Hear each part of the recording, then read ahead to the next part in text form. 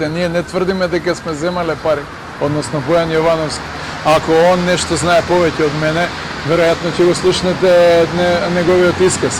Јас прво и во приговорот и во мојот воведен говор не велам во ниеден момент дека постојат пари.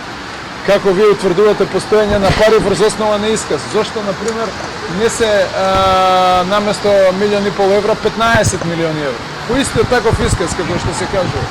Сметаме дека сето она што и се става на товар во обвинителниот акт практично представува дел од нејзините службени овластувања, кои што таја имала право да ги превзима како шеф на специјалното јавно обвинителство. Тој тврди дека нашиот клиент примила 50.000 евра.